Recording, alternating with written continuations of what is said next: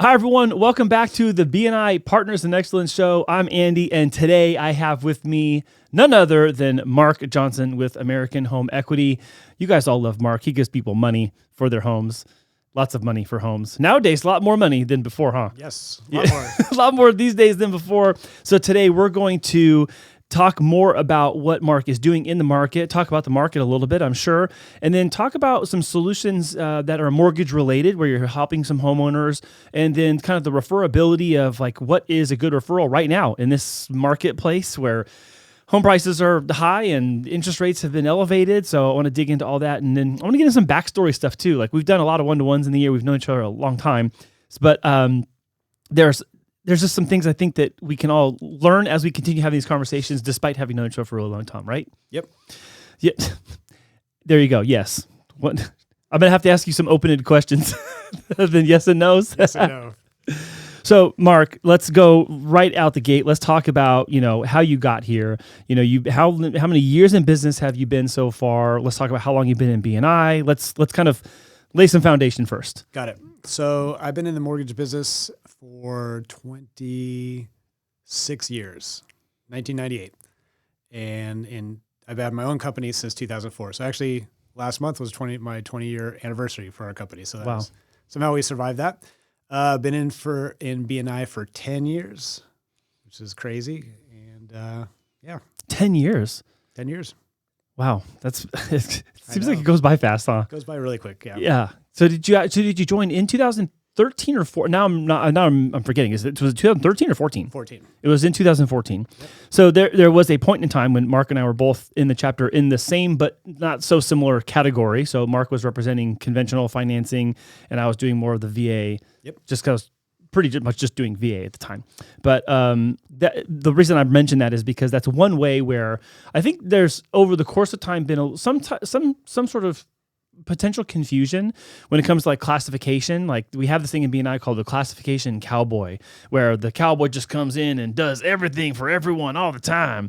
And it was thought that there couldn't be two mortgage people because, well, how do you send a referral to this one versus that one? And we actually were able to do that. Yeah. And I think that's kind of uncommon, but we were able to do it kind of in the spirit of giver's gain because we both agreed to that. And then the other thing I wanted to mention too is that we had met the litmus test for similar industry, which was, can we adequately teach the chapter which referral to send to which person, and can we send referrals to each other? And so once we kind of crossed both those barriers, it was like, match made in heaven, we're both here, and we ain't going nowhere. Pretty much, yeah. It's all pretty much, but offline. You have to have the ethical aspect to it too. So it'd be easy. Well, yeah. That's the first step. If the ethics weren't there, then obviously there could be a problem. But so what brought you into the mortgage business? Let's start there. Let's go all the way to 1998, man. You're asking people to dust off some cobwebs. What was it doing in 1998? So the story is I graduated.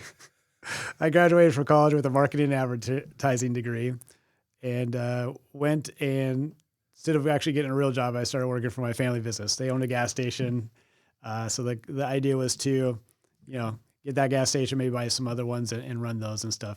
My dad had a little fight with a large oil company, which is not a good idea. Is it someone you can name? I can't, but it rhymes with Revron. Got it. How's that? Yeah. Mm-hmm. So anyways, so got married, then like 3 or 4 months later, boom, bulldozed the station. So I had no job. So I was doing like side stuff. Wait, right after you got married? Pretty much like 3 months after, which... I didn't know that part. Yeah, okay. My wife wasn't really happy about that. So, so you're in your like first couple months of your honeymoon stage of your marriage. You're like, yep. Look at our business is being destroyed. Pretty much. Yeah. Whoa. Okay. So we had also ran like a detail shop and stuff. So I did some side stuff. And then I have 2 younger sisters. One of her boyfriends worked for a company called AmeriQuest, which was the largest subprime company, mortgage company in the world or in the country. And I said, hey, you should do mortgages. I know a fixed is different than adjustable. That's about it. But hey, I'll go. So went in, got the job, and started from there. So. Okay, wait. Okay, hold on. But was he also doing loan origination, or was he a recruiter? Was he a supervisor or a manager? What was his role? He was a loan officer. Loan officer and brother-in-law. No, just No. just a boyfriend. Of Boyfriend. mine. Yeah. Oh, okay, got it. Okay, Hopefully he's not watching this podcast. But end of show. End show. Closing scene. Go. So Roll credits. I learned a lot there. I learned exactly what I did not want to do as far as a mortgage business. Okay. It was pretty shady and stuff, but I learned how to process, do everything, and it was good. Good experience. I hated cold calling, so I learned that. I didn't like to do that, but yeah, it was a good learning experience. So in other words, you at that season of life, you learned about some things you really just want to steer clear of, and Yes. I do not like this. I definitely don't want that. Yep. How valuable is that now looking back? 20 some odd years now later, how valuable is that? Even for even younger people in business, maybe in a different industry, but they're newer to business or newer to entrepreneurship. How critical a role do you think that has played in your future? Oh, it's huge. Yeah. I mean, I hated it at the time. That doesn't sound very good, does it? But No. Well, I mean, no, I'll meet you there. I hate learning hard lessons. yeah. They suck, but they're still important. So Yep. As long as you can come up with, learn something from it, any kind of failure or struggles and stuff is always good. So it was big. and I've had some situations too in the past where I'm like, I've had such a terrible experience on the professional side where I'm like, oh, that makes it super clear. I'll never do that again. And sometimes that never do that again moment is when other things just become so much more in focus, and then they're easier to pursue because it's not cluttered with all this other things. But the stuff that is so I'm trying to think of a different word. Then it's like it's just so offensive. It's not offensive. It's just like so painful. Like, oh, I definitely dislike that so much that I will never do that again. Yep. So okay, tell me about something that you've been doing this a very long time. There has to have been a moment where you were like, you know what, I'm thinking about punching out, but you didn't. What changed? Are you talking about like 2008, maybe? Oh, I mean, I wasn't going to say 2008. I mean, if that was a moment, it could be something else that happened in your life or just an experience where you're like, you know what, maybe this isn't for me and maybe I'm not cut out for it, or maybe I just don't want to do this, but you still you persevered anyways. I haven't really never really thought about it that way. I know 2006, 7, 8 was the tough time, but as thinking, I've already done this so many years. What else am I going to do? So we were able to get through that, struggled through that. And that was another learning lesson, learning going through that because we're going through a similar thing the last couple of years. But no, never really thought of tapping out. Just try to keep your head down and get through. So you're just a gritty, salty guy now. I guess so. Yeah. Maybe you're just gritty and saltier back then. You're just younger. Yes. So okay, so let's talk about that season of like business life and finance life because there's a pivot here. And in 2008, the financial world is collapsing. For me, that is when I started learning how it worked and how it was all interconnected. Did you already know at that point? Or was that when like kind of the veil was lifted and you were like, oh no. You mean as how like the whole entire market works together? And that kind Oh of stuff? yeah, the finance markets, the Feds, Wall Street, insurance, reinsurance. I mean, all of the stuff that all the movies have been made about now. Like, did you know all that, or was that kind of veil kind of lifted and you were like, oh shoot, that's how all that's connected? Yeah, I didn't know any of that. I just was doing loans. I knew how to do loans, those inside and out, but the back part of it. I knew nothing about credit default swaps. Nope. I mean, like we didn't talk about that, right?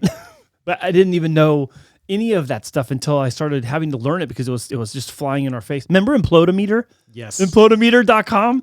That was so do you want to describe it to people who don't know? So what was it, 2007 or 8? I think 2007 it started because it started listing the banks that were about to fail or failed overnight. So yeah, it's like every day another mortgage company was going under or bank, and which was frustrating because if you had a loan with them, you thought you were going to close a loan, it would go. But they had this website called the Implodometer, and we'd go to it every day, and basically these are the banks or the mortgage companies that just went under yesterday or today. Overnight sometimes, man. Every day there was at least one or two or three. Or a dozen.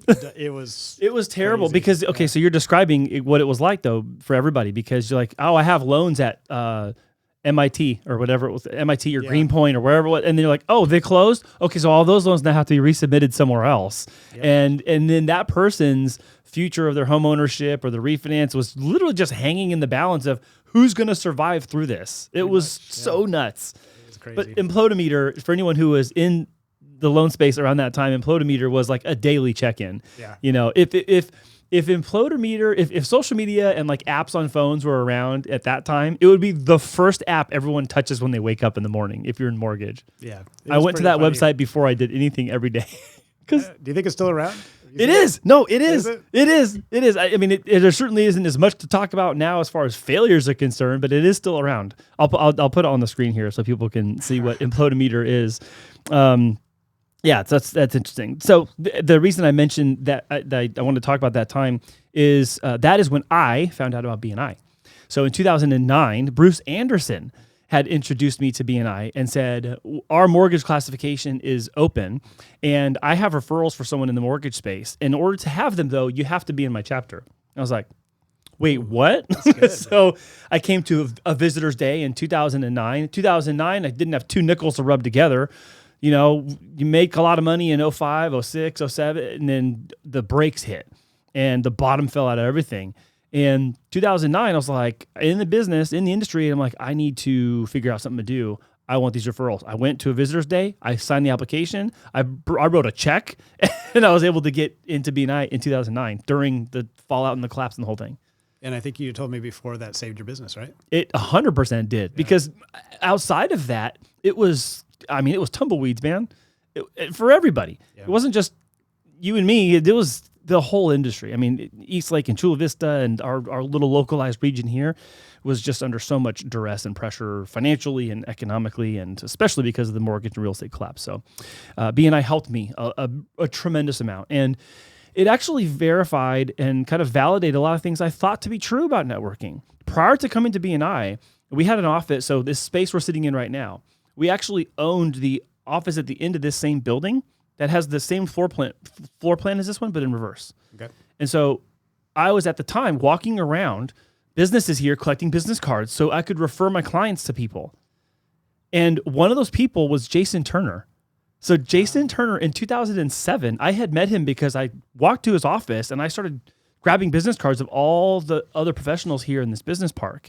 And that's actually how I originally met Jason Turner. It wasn't even through BNI. It was because I walked in his office and had a little business card book and I was collecting business cards so I could be a resource to people in my client database. Oh, wow. That's funny. And so when I got to BNI in 2009, it was like, oh my gosh, there's like a structure for this. And there's like a format and a process and all these people that meet every week. I was like, this is exactly what I thought was going to work. And ended up being that.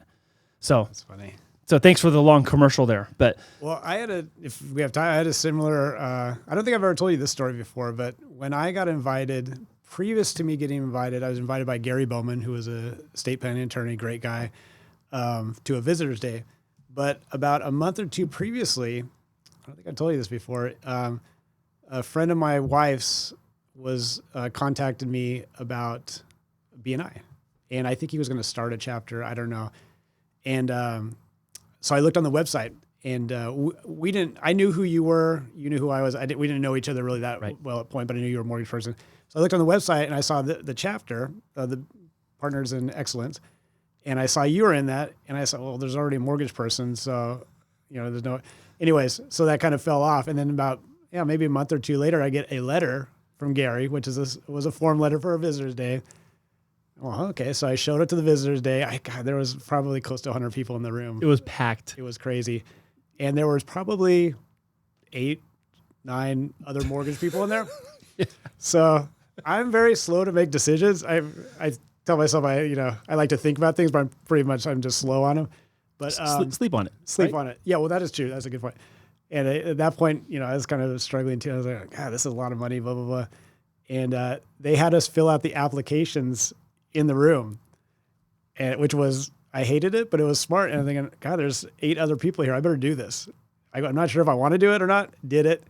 Somehow I got chosen, went through it. And other than starting my company, this was the best business decision I've ever made. So, wow. Yeah, it was kind of weird how that all happened. But man, that's great. I did not know. I didn't know that you had you'd been pointed in that direction prior to Gary. I've always thought the inception was with Gary.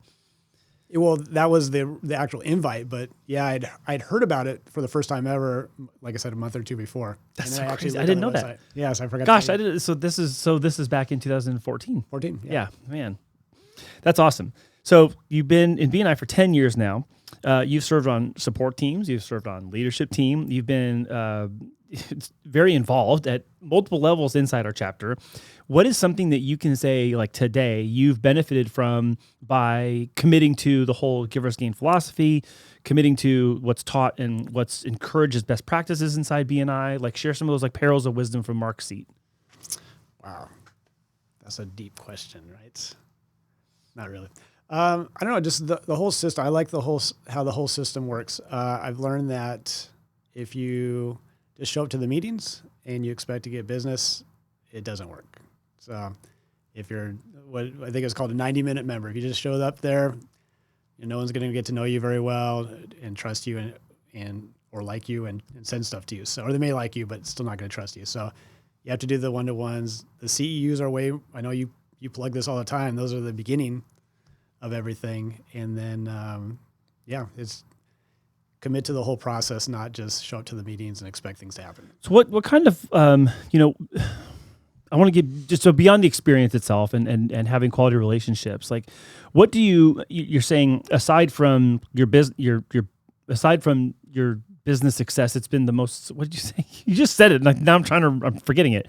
You said it's been one of the most crucial things you've done since starting a business. It's the best, other than just starting the business itself. It's the best decision I've ever made financially or business wise. Yeah. Okay. Yeah. So thank you for sharing that. That is true for most people, and I know for some it's not, and there's a variety of reasons for that. Sometimes sometimes there have been mismatches inside our group with certain classifications or just certain people, and that's okay too.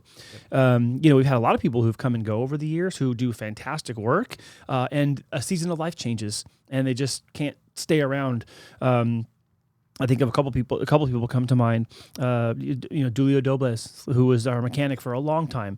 Chris Senna in commercial painting. Remember Chris Senna? I mean, they paint friggin' half of San Diego County at this point. But there's been so many tremendous people that have come through BNI. Gary Bowman, longtime member, retired.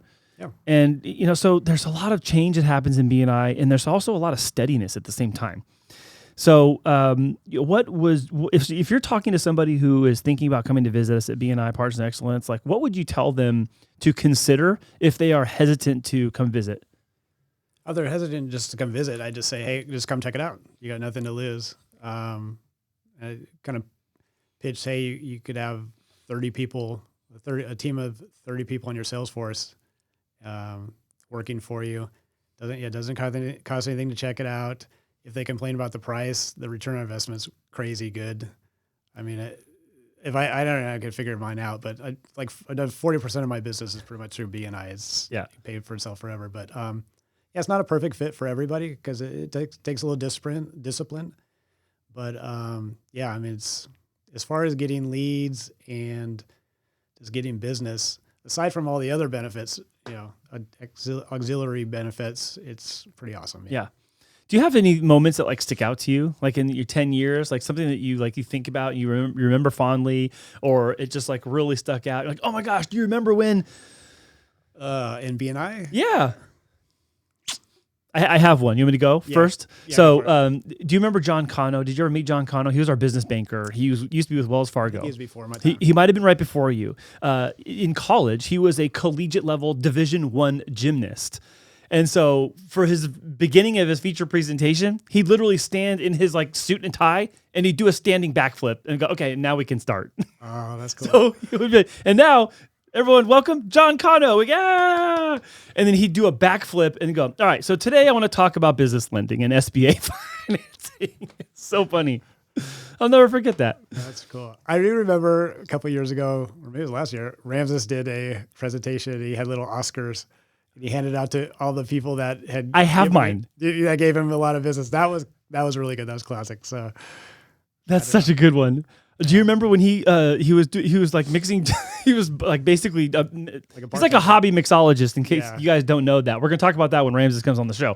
But he was basically talking about how mixing drinks together is like putting policies together and providing coverage for companies, and it looks different, and you can have all these ingredients. And it was a really cool way to demonstrate what could be a rather dry topic when it comes to commercial insurance, if you will. Didn't he also bring a knife or a big sword and he cut himself too? Wait, what? I don't remember that. I think he did. Yeah. Oh, Have to ask shoot. him about that one. Wait, what was he doing? I don't know, something stupid. I don't know. Oh man, how did I Cutting miss paper that? or something. Did he really? Yeah. He had like Oh my I think he had a gosh. big sword, but I don't want to steal his thunder. Well, now I'm gonna have to bring ask that him. up. Now I'm gonna have to ask him. So that we'll have to slice that in. You and me talking about it when we do his interview. That would be super cool. So, okay, let's talk about what's going on in the market right now. What are good referrals for you? It's the fall of 2024. The Fed's reduced their interest rate. We know that doesn't directly correlate to mortgage rates, but mortgage rates go in the same direction. Mark, talk about the market. What's happening? Yeah, the market. Yeah, so basically I've been telling people the last 2 years that I've done purchase loans for, hey, here's the rate. Our goal is to at some point refinance out and get a better rate. So, the Fed, they dropped the rate 0.5%. The funny thing was that actually rates went up a little bit after they did it because it's baked in. That's a whole other thing. But the good thing is it got people thinking. And so I've had actually people start calling me other than me calling them too. Hey, what's the rate now? So refinances of all those people that have bought houses within the last 2 years because they bought it probably got a rate that's pretty much the highest rate that's been in the last 10 years or so. So those are great referrals. Still doing purchase loans, even though the market is, the houses are crazy expensive. People are buying them. So we just closed one the other day. That was a little tricky, but we got that done. Those are good. Always realtor referrals are always great. Divorce attorneys are good. Talk about that. So divorce, you never want to see somebody get divorced, but when somebody gets divorced and one of them wants to keep the house, the only way to get the soon-to-be ex-spouse off of the loan is to refinance the loan. So I've had people where I've kind of set up that, a whole plan for the rest of their life to retirement at like a 2.5% rate. Call me, hey, Mark, we're getting divorced. I need to get this guy. So I'll take that 6% rate. It ruins the whole plan, but they want to get the other person off of the loan. Makes sense. Plus the person that's not going to keep the house, when they want to go buy a house, they don't want to have their name on the loan because it's another debt. They're freed up. Yeah. Yeah. So how often are you doing that right now? Is there like more of that happening now? Like I have it. There's a reason I'm asking the question. But lately, not maybe last year I had about 3 or 4. Mm-hmm. And maybe the year before, about 3 or 4 also. So not many this year, but. So here's the reason I was asking, because I remember when like shutdown happened and people were like forced into staying in their homes with each other a lot more. Like divorce rates were going pretty bonkers because people were forced to spend more time with each other, which is kind of why you got married, to spend more time. Anyhow, what was happening though is people were divorcing. So it's less now than it was like, let's say 21 and 22. That I've done. I don't know what the divorce rate is, but I've done less of them. So Ray Estolano, you're next up. You can come and talk to me about divorce rates on the Partners in Excellence show. We'll have to get him to bring some qualified data, Mark. That'll be a fun podcast. So we've got purchases that's happening right now, despite interest rates and house prices and all that. You have scarcity of housing in San Diego, so that's probably driving some demand. Yep. Plus, I've noticed everyone needs a place to live. Usually, yeah. roof over their head. Yeah. You got refinances happening because people are trying to either save money or pay off debt, that kind of thing. We had Manny on the show, and he was talking a lot about ADUs, garage conversions, kitchen remodels, things like that. Do you have people doing that right now in this environment, or is that still like more off in the horizon, you think? Yeah, I still have a few people that have called me for that. Obviously the rates are a little bit higher than probably what they had, but it made sense because the cash flow they're going to get with that rental and the increase in their property value. Plus, we can do a line of credit if they have a really good rate, 2% and you don't want to touch it. Get a home equity line of credit because the bad thing is that house prices are super high, but the good thing is that equity is at all-time high too. That's right. So there's all that money just sitting there. So if it makes sense to build an ADU and in the long run take a line of credit out of there and then get all this cash flow and all that, sometimes those make sense. Yeah, it's kind of if the math is mathing, then you can do it, and there's less maybe risk than it might look at the onset or from the outside looking in. Yeah, if you take the motion out of it and just look at the numbers, they make sense sometimes. Yeah, and I know there's also we kind of briefly touched on this, him and I, about kind of the situational ADU where it's like you're bringing in a senior parent, or it's just a multi-generation kind of housing situation, and you got to have more space. And you got to do that traditional, we used to call a granny flat. Is that even like a term? Can you use that term anymore? I think they changed that term. Like, you can't say that term anymore. That's got to be offensive to some That's grannies. offensive, yeah. It's really upsetting the master bedroom crowd. But that's our terminology, Mark. I don't understand. But we're not going to talk about all that today. My point is the multi-generational stuff is happening. And so anybody who might be watching this or didn't think about that, whether you're in our chapter already or you're just a casual viewer of the show, someone who you might know is looking to have multi-generations of family members stay in the same house. They're out of space, but they got room in the backyard.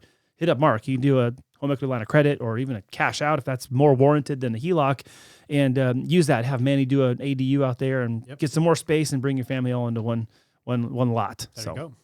All right, I want to move on because I want to talk about some other stuff that is more you-ish, more business background-ish, words of advice. I'm going to say you have a lot of sage advice because I think some of that comes with age and some of that comes with wisdom and doing something for a very long time. Jim Lowther's on the show, and he was talking about how Randy Prescott retired at his 50th anniversary. I said, I'm sorry, did you say 50th? He's been 50 years doing group insurance and Medicare. Wow. That's a lot. So by the time you get 26 years into something, Mark, you know a thing or two, or a dozen of things or two. So let's talk about some of that. What is one thing that you can say that is just true about doing business with people? About doing business with people? Just what's something that's just true? It's true because it's true because it's true. You have to be genuine with them. If people see that you're trying to pull something over on them, you lose your reputation and your integrity. So that's not worth. Not that I ever do that anyway, but I've worked a lot of people that try doing that. Just treat people right. Treat people like they're a member of your family, and try to get what's best for them as opposed to what's best for your paycheck, pretty much. Yeah. So giver's gain. Give first. Think of others first. That kind of thing. That is a better term for it. Yeah. Giver's gain. No, I'm not trying to change your answer. I was just it's not surprising to me that it's in the same vein of the reason we all meet to do that, anyways. And it's something I characteristically know about you too. But yeah, putting other people first, absolutely. The result is still the result for you. There's going to be a financial outcome, but can people just do what's right up front? Can you just do what's right, please? Yes. Okay, great. That'd be wonderful. Tell me about something that maybe how someone else influenced you that maybe they're not even aware of. Like who's influenced you and maybe helped change a perspective on something or help you course correct and you didn't know you needed to. Like, is there something that's meaningful or impactful that's happened that you can look back on and go, oh, wow, that was a profound impact in my life? It's a lot of dead air right now, huh? No. I can't think of anything specific. You're just that steady. Like that's. I don't know about that, but. Well, no. Hold on. Let's go there because I will also say this: 26 years in business, you have been steady even during a lot of uncertain economic times, and I think a lot of that calmness comes from being confident in something else. You're confident in what you can do and confident that things are going to turn back around. And maybe you have not needed as much course correction as people like I have. I've needed a lot of course correction over my years. I've tried a lot of things, and I've learned a lot of things that just don't work. And something I've recognized from you is you're so consistent that maybe you haven't needed that same course correction that I have. Well, you've had 3 businesses since I've known you, so let's see, 3, 3, 4, something like that. So. No, I'm pretty boring. Just stick to what I know and try to get better at that. Yeah. All right. Math question. How many calculators do you have? I have 1 calculator. Liar. You do not have 1. I know you have 6. I have 1 calculator, and it's actually what's funny is I think it's my stats calculator from college that still works. What? Yeah, because I needed an amortization calculator to. Is it the rectangle one with the gold key, the black keys with the gold letters? No, is it that one? It's a regular one, but there was like a Hewlett Packard one. Remember that? I remember that one. Yeah, I never had that one, but I remember seeing it. I remember having to buy it for a stats class. It was like $60 back in the day. I thought, what? What was the other one? What was the other one they used to have? It was like a flip over case. It was like a mortgage calculator. What was it called? Like the Qualifier Pro. What was it called? Was it called the Qualifier Pro or something? I think so. I'm going to look it up. You talk about your college calculator really quick. I'm going to look this thing up. Calculator. Yeah. It still works. So he said it still works. Hewlett Packard. Yeah. Qualifier Plus. It was called Qualifier Plus. Oh, Remember man. that? Yeah, it looks familiar. Yeah, Qualifier Plus up on your screen. Old mortgage calculator. Jeez. Yeah. Going way back here. Way back. Okay. So what is it that you want more of right now in your business? Like if it's coming by referrals or it's coming from just, the future where you're going, like what is it you have that you want more of that we could be looking out for? Probably consistency. That's always the elusive goal, is getting consistent referrals. So referral sources are better than referrals themselves. Referrals themselves are always awesome, but most of my business comes from past clients that I've already done. Because I've had clients who are, when I was at AmeriQuest, I have 2 I can think of that I've done and I still keep in contact with. So that's 26 years, and they've referred out a bunch of people. So those are great. Referrals are always relationship referrals. Like, realtors are always great. Although a lot of realtors are loyal to their lender, which is great. But if they, those are good. Divorce, like I was saying, divorce attorneys, different like that, things like that. What is something that you've learned maybe later in your career that you wish you knew at the beginning of your career when you were younger?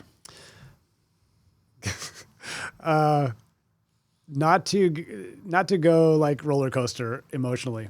When I started at AmeriQuest, it was really weird. So we get paid by the month. So now I'm my own boss, so I can get paid whenever I want. So back then it was, what was your volume for the month, and you get paid based on that. And then there's a rescission period of 3 days, which eats up a week. So basically the last day to sign was about a week before the end of the month.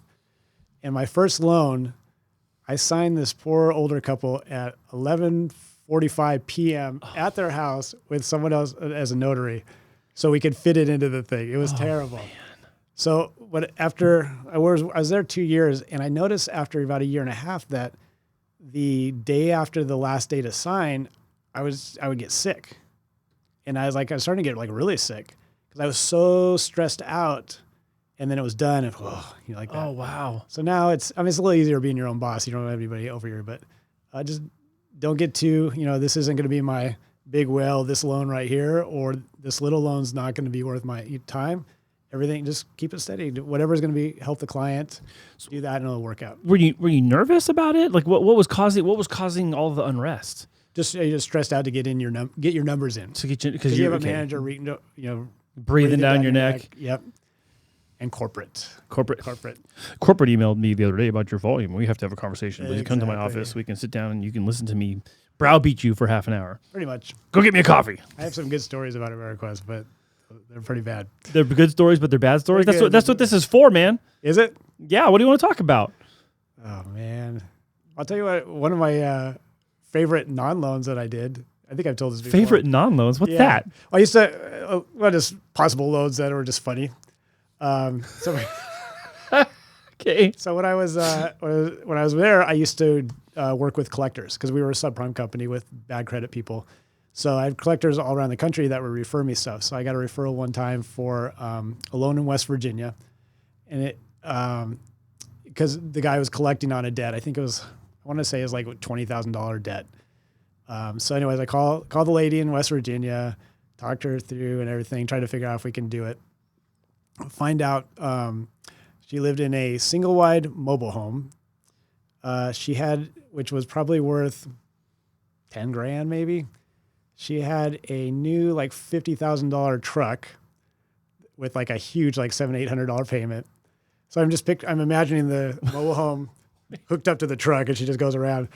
Anyways, we couldn't do the loan. What? Yeah, we couldn't do the loan. And then I can't remember if I asked her or the collectors, hey, what is this $20,000 debt for? I mean, it's more than what your house. So, it's a tanning bed. She paid $20,000 for a tanning bed, and she never paid for it. So I'm picturing the tanning bed sitting in a single wide, hooked up to her brand new truck. So I wasn't able to do that. $20,000 tanning bed. The mobile home was $10,000. She was trying to refinance the mobile home? No, well, we would have had to. I didn't know it was a mobile home at the time. It was a referral from the collector. Okay, yeah, I get that part. But yeah, that would have been the idea. Oh my God. Refinancing. That was West Virginia. To collect 20 grand. No, I'm not crapping on West Virginia. I'm just saying, like, okay. It was pretty funny. So how's that going to work out? $10,000 mobile home. They ain't got your 20 grand in it. No, I mean, I'm imagining The truck might. She's probably pretty tan. I mean, that's the good. You could probably put that tanning bed in the back of the truck. $50,000 truck. Could be. Yeah. Yeah. Or maybe on the top of the. I don't know. So I had some crazy stories like that, but yeah, it was a fun time. Okay, well, talk to me briefly here. Who inspires you, Mark? What keeps you going? What keeps me going? Well, I got two daughters that I have to pay for college. So my one daughter's out of college. So education bills. Hopefully they won't watch this, but I got one through USC all done. No student loans. That was good. So I got another one in college right now. I got to pay for her. And then I got a high maintenance wife I got to pay for too. Oh, that's terrible. That's a joke. That is such a bad description. Like it's the opposite of that. Sorry, honey. That's so crazy. that was a joke. She's really low maintenance, but Chrissy, get in the comments and go ahead and blast Mark in the comments here. Can you recall a time where someone made a profound impact on your life personally?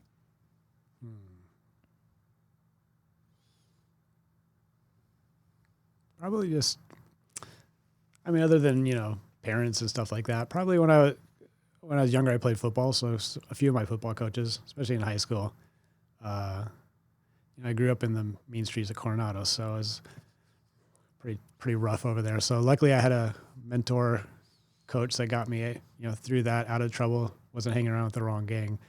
So that was probably the big one. All right.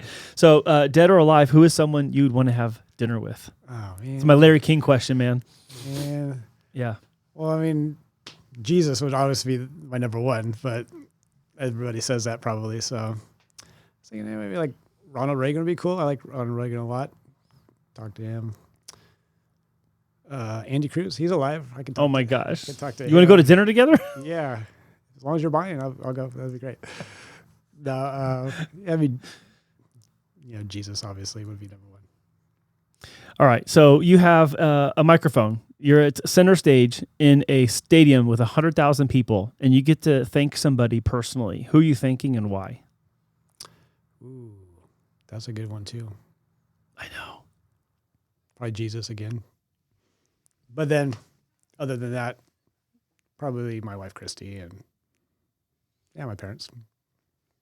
So what would you tell her? Oh, man. Thank you. I don't want you to say anything uncomfortable. I don't want to get too corny. No, there's nothing corny about it. And some things are better expressed personally. The question is to get you to think about who it is that is just meaningful to you and why. You should give me these questions beforehand. I could have thought about all these things. Part of it is to get your knee-jerk response. Like, what would you say? Like, what's the immediate answer? Yeah. Is there something we didn't talk about that you wanted to bring up? Anything that wish I asked you, but I didn't?